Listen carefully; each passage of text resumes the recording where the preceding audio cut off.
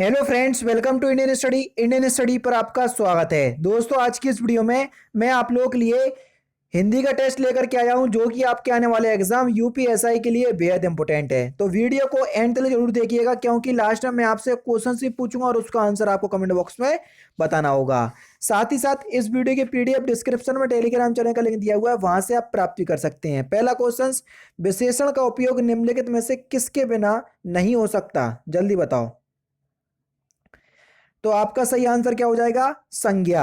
चौथा ऑप्शन यहां पर आपका बिल्कुल करेक्ट हो जाएगा, क्योंकि आप सभी लोग जानते हैं कि संज्ञा और सर्वनाम की विशेषता बताने वाले शब्दों को ही तो विशेषण कहते हैं ना। तो जब संज्ञा होगी ना सर्वनाम होगा तो विशेषण किसकी विशेषता बताएगा? तो किसी की विशेषता बता ही नहीं पाएगा। तो विशेषण का प्रयोग संज्ञा और सर्वनाम के बिना नहीं हो सकता। सर्वनाम ऑप्शन में है नहीं है, तो संज्ञा ही आंसर होगा। चौथा ऑप्शन करेक्ट। आर्ध का विलोम शब्द आपको बताना है। आर्ध का विलोम शब्द क्या होगा? तो आर्ध का विलोम शब्द क्या हो जाएगा सर? शुष्क। चौथा ऑप्शन यहां पर आपका बिल्कुल करेक्ट। निम्नलिखित में से कौन सा शब्द स्त्रीलिंग में प्रयुक्त होता है? जल्दी बताइए। निम्नलिखित में से कौन सा शब्द जो है वो स्त्रीलिंग में प्रयुक्त होता है? तो सही आंसर हो जाएगा आपका ऋतु। ऋतु शब्द जो है वो एक स्त्रीलिंग में प्रयुक्त होता है। पहला ही ऑप्शन यहां पर आपका बिल्कुल क्या होगा सर? करेक्ट हो जाएगा। नेक्स्ट क्वेश्चन, डॉक्टर ने मरीज को देखा और उसे दवा दी। यह वाक्य निम्नलिखित में से वाक्य वेद का उदाहरण है। तो आपको बताना है ये किस वाक्य वेद का उदाहरण है। क्वेश्चन नंबर 7, डॉक्टर ने मरीज को देखा और उसे दवा दी। और शब्द से आप पहचान जाओगे ये एक संयुक्त वाक्य है। पहला ही ऑप्शन यहाँ पर आपका बिल्कुल करेक्ट होगा। यशोधरा शब्द का संधि विच्छेद कीजिए कि यशोधरा शब्द का सही संधि विच्छेद क्या होगा। क्वेश्चन नंबर 8, तो यशोधरा का सही संधि विच्छेद क्या हो जाएगा सर? यशा प्लस धरा, यानी कि दूसरा ऑप्शन करेक्ट क्या होगा सर? यशा प्लस धरा। दूसरा ऑप्शन यहां पर आपका बिल्कुल करेक्ट हो जाएगा और यहां पर आपकी विसर्ग संधि होगी। ठीक है, दूसरा ऑप्शन करेक्ट। दक्षिण और पश्चिम के बीच की दिशा के लिए सार्थक शब्द क्या होगा? जल्दी बताओ। दक्षिण और पश्चिम के बीच की दिशा के लिए सार्थक शब्द क्या होगा? तो सही आंसर आपका क्या हो जाएगा सर? नेतृत्व। यानी कि इस क्वेश्चन का तीसरा ऑप्शन जो है वो आपका बिल्कुल क्या होगा सर? करेक्ट हो जाएगा। नेक्स्ट क्वेश्चन स्टार्ट करने से पहले मैं आपको बता दूं, दोस्तों मैं डेली बेसिस पे अनअकैडमी पर 4 स्पेशल क्लास लेता हूं और चारों ही स्पेशल क्लास बिल्कुल फ्री ऑफ कॉस्ट होती हैं। अगर आप इन सारी स्पेशल क्लास को लेना चाहते हैं तो आपको अनअकैडमी का ऐप इंस्टॉल करना पड़ेगा। लेकिन आपकी जानकारी के लिए बता दूं कि ये चारों ही क्लास बिल्कुल फ्री हैं। तो फ्री का मतलब ये मत समझ लेना कि बिल्कुल ऐसे ही कि ऐसे ही मैं आपको क्लास प्रोवाइड करवा रहा हूँ। अरे भाई, अगर आप एक बार क्लास में आ गए, कोई भी एक क्लास ले लो चारों में से जिसमें आपका मन लगे, जो आपके लिए सूटेबल टाइम बैठ जाए, उसी टाइम पे आप क्लास लेने आ जाओ। और क्लास में कुछ समझ में ना आए, पसंद ना आए, तो क्लास को जितना हो सके डिसलाइक करना चले आना, मुझे कोई आपत्ति नहीं होगी। एक बार क्लास में जरूर आओ, इतनी मेरे आपसे विनती है। डिस्क्रिप्शन में सारी क्लास का लिंक है। फिर भी दिए गए लिंक से नहीं पहुंच पा रहे हो तो पूरा ट्यूटोरियल बता दे रहा हूं कैसे आपको मेरी क्लास तक पहुंचना है। आप लोगों को सबसे ज़्यादा दिक्कत हो रही है मेरी स्पेशल क्लास लेने पे, जो रोज़ सुबह 11 बजे चलती है। आप जैसे ही अनअकैडमी पर अपना अकाउंट बनाएंगे तो आपके सामने ये विंडो खुल करके आएगी। तो आपको UP triple S C search करना है। यूपी ट्रिपल एस सी या स्टेट पीसीएस में आपको ये यूपी ट्रिपल एस सी देखने को मिल जाएगा। तो हमने ये देखो, ये मिल गया यूपी ट्रिपल एस सी। तो हमने इसको सिलेक्ट किया। सिलेक्ट करने के बाद हमने हिंदी को जो है वो सिलेक्ट कर लिया, हमको हिंदी मीडियम से पढ़ना है। आगे की जो आपकी प्रोसेसिंग है वो यहाँ पर हो जाएगी और आपको यहाँ पर यूपी ट्रिपल एस सी लिख करके आ जाएगा। देखो, ये लिख करके आ गया यूपी ट्रिपल एस सी। अब UP triple S C category में आपको कुछ नहीं करना।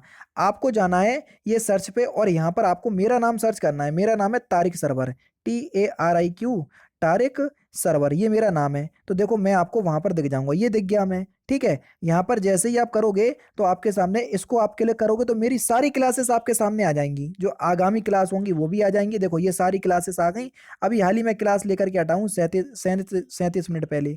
तो आपको मेरी क्लास देखना है, सपोज करो यही वाली क्लास देखना है, तो मैंने क्लिक किया। तो अब क्या करना पड़ेगा सर? आपको क्लास अनलॉक करना पड़ेगी। जैसे ही मैंने आपको क्लास में किया तो अनलॉक कोड आपको मांगा है। तो अनलॉक कोड है आपका इंडियन स्टडी, जो कि हमारे चैनल का नाम है इंडियन स्टडी। कहीं भी कोई भी स्पेस नहीं है ये है। और इसको हमने अनलॉक कर दिया। अब आपके सामने क्लास अनलॉक हो गई। आराम से आप क्लास का लुफ्त उठाइए और डेली बेसिस पे आपके पास नोटिफिकेशन भी पहुंच जाया करेगी। अब आपको समझ में अभी आ गया होगा सब कुछ। ठीक है, अब मिलते हैं। जैसे भी आपकी क्लास होगी आप उस तरीके से देख लीजिएगा जैसा कि मैंने आपको बताया है। नेक्स्ट क्वेश्चन से आपका कि अधिमानता में प्रयुक्त उपसर्ग बताएं। अधिमानता में कौन सा उपसर्ग है? तो अधिमानता में कौन सा उपसर्ग है? अधि उपसर्ग, तीसरा ऑप्शन करेक्ट। द्वंद्व समास के भेद बताइए कि द्वंद्व समास के कितने भेद होते हैं? तो सही आंसर हो जाएगा आपका 3। चौथा ऑप्शन यहाँ पर आपका बिल्कुल क्या हो जाएगा सर? करेक्ट हो जाएगा। द्वंद्व समास के 3 भेद होते हैं, ठीक है। इतरेतर द्वंद्व, समाहार द्वंद्व और वैकल्पिक द्वंद्व, ठीक है। नेक्स्ट क्वेश्चन, सरयुमी में आपको संधि बताना है कि सरयुमी में कौन सी संधि है।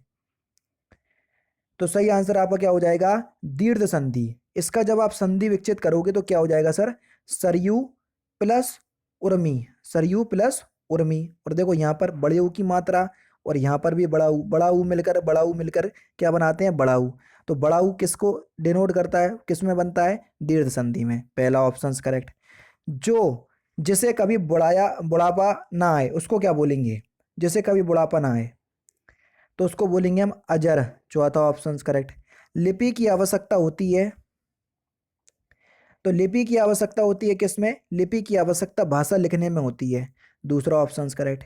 किस वाक्य में कर्म कारक नहीं है? जल्दी बताओ। तो सही आंसर आपका क्या हो जाएगा? बालक रोते रोते सो गया। यहाँ पर पहला ही ऑप्शन जो है वो आपका बिल्कुल क्या हो जाएगा? करेक्ट हो जाएगा। नेक्स्ट क्वेश्चन की तरफ बढ़ रहे। नेक्स्ट क्वेश्चन, धातुष्मा में प्रयुक्त संधि आपको बताना है कि धातुष्मा में कौन सी संधि है। समास विग्रह करो, क्या होगा सर? धातु प्लस ऊष्मा। क्या? धातु प्लस ऊष्मा। अब यहाँ पर देखो, छोटे ऊ की मात्रा बड़ा ऊ, छोटा ऊ और बड़ा ऊ मिलके क्या बनाएंगे? बड़ा ऊ। और बड़ा ऊ किसका नियम है? दीर्घ संधि का। तीसरा ऑप्शन करेक्ट। किस वाक्य में कोई विदेशी शब्द नहीं है? आराम से देख लो और बताओ किस वाक्य में कोई विदेशी शब्द नहीं है। 17। तो सही आंसर आपका क्या हो जाएगा? कक्षाध्यापक संस्कृत पढ़ा रहे थे। दूसरा ऑप्शन बिल्कुल करेक्ट। वह जो ना करे सो थोड़ा, वाक्य में सर्वनाम बताइए। वह जो ना करे सो थोड़ा वाक्य में सर्वनाम है। तो वाक्य में किस प्रकार का सर्वनाम है? संबंधवाचक सर्वनाम है सर। चौथा ऑप्शन करेक्ट हो जाएगा। जो और सो ये आपके संबंधवाचक में ही आते हैं। तो सो और जो ये दोनों ही के दोनों संबंधवाचक में देखने को मिलते हैं। निम्नलिखित में से कंठ वर्ण आपको बताना है कौन से कंठ से बोले जाते हैं। तो सही आंसर आपका क्या हो जाएगा? आ और हा और विसर्ग ये सभी कंठ से बोले जाते हैं। दूसरा ऑप्शन करेक्ट। समुच्च बोधक को कहते हैं। समुच्च बोधक, देखो समुच्च बोधक जो है वो एक अव्यय का प्रकार होता है और जितने भी अव्यय होते हैं उनको हम अव्ययकारी शब्द कहते हैं। क्यों? क्योंकि इनमें हम कोई भी चेंजमेंट नहीं कर सकते, इसलिए समुच्च बोधक जो है वो एक अविकारी शब्द है। पहला ही ऑप्शन बिल्कुल करेक्ट। हिंदी में वचन कितने प्रकार के होते हैं? तो देखो हिंदी में वचन 2 प्रकार के होते हैं, एक वचन और बहुवचन, ठीक है।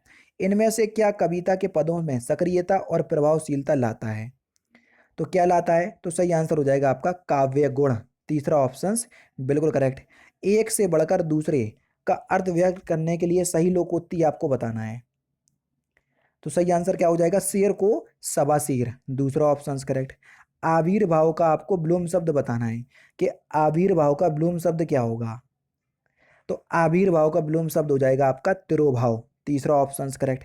25 से लेकर 27 तक आपको रिक्त स्थान की पूर्ति करना है। समझदार को फिल इन द ब्लैंक्स ही काफी होता है। जल्दी बताओ। समझदार को इशारा ही काफी होता है। दूसरा ऑप्शन करेक्ट। बेटे की सफलता का समाचार सुनकर पिता का फिल इन द ब्लैंक्स हृदय हो उठा।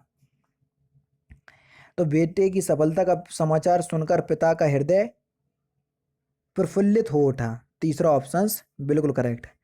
मौसम विभाग ने तूफान आने की फिल इन द ब्लैंक्स दी है। तो मौसम विभाग ने तूफान आने की चेतावनी दी है। दूसरा ऑप्शन बिल्कुल करेक्ट। भुजंग का आपको पर्यायवाची शब्द कौन सा नहीं है वो बताना है।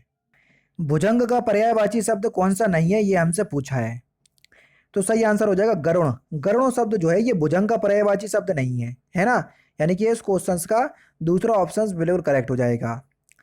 प्रा में पूर्ण वर्ण आपको बताना है। जब आप वर्ण विच्छेद पढ़ेंगे तो आपको पता चलेगा कि प्रा में एक्चुअल में पूर्ण वर्ण कौन सा है। तो आपका जो सही आंसर हो जाएगा वह क्या हो जाएगा? रा। रा पूरा है लेकिन पा आधा है, ये ध्यान रखना।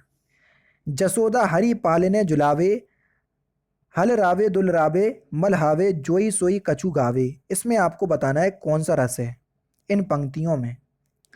तो सही आंसर हो जाएगा आपका वात्सल्य रस। तीसरा ऑप्शन करेक्ट। सरस्वती का आपको कौन सा पर्यायवाची नहीं है ये आपको बताना है। Question number 31। कमला, कमला जो है ये सरस्वती का पर्यायवाची शब्द नहीं है, तीसरा ऑप्शन करेक्ट। इच्छु का आपको तद्भव रूप बताना है कि इच्छु का तद्भव रूप क्या होगा। तो इच्छु का या तद्भव रूप हो जाएगा आपका ईख, तीसरा ऑप्शन करेक्ट। भाववाच आपको बताना है कौन सा शब्द जो है वो भाववाच का है या कौन सा वाक। तो सही आंसर हो जाएगा अब चला जाए, ये जो है एक भाववाच का उदाहरण है, दूसरा ऑप्शन करेक्ट। जंगम का आपको विलोम शब्द बताना है कि जंगम का विलोम शब्द क्या होगा, 34। तो जंगम का विलोम शब्द हो जाएगा आपका स्थावर, पहला ऑप्शन करेक्ट। नेक्स्ट क्वेश्चन आपके सामने, कुसुमार किसका पर्यायवाची शब्द है ये आपको बताना है। कुसुमार किसका पर्यायवाची शब्द है। तो सही आंसर हो जाएगा आपका वसंत का, पहला ही ऑप्शन करेक्ट। आदि अंत किस शब्द युग्म के अंतर्गत आते हैं, जल्दी बताओ, आदि अंत किस शब्द युग्म के अंतर्गत आते हैं। तो सही आंसर हो जाएगा आपका विलोम शब्द युग्म के अंदर, यानी कि दूसरा ऑप्शन करेक्ट। वाक्य में त्रुटिपूर्ण भाग आपको बताना है, कौन सा वाक्य जो है वो त्रुटिपूर्ण है। विद्यालय में जलपान को उत्तम प्रबंध है, इसमें आपको बताना है किस पार्ट में गलती है।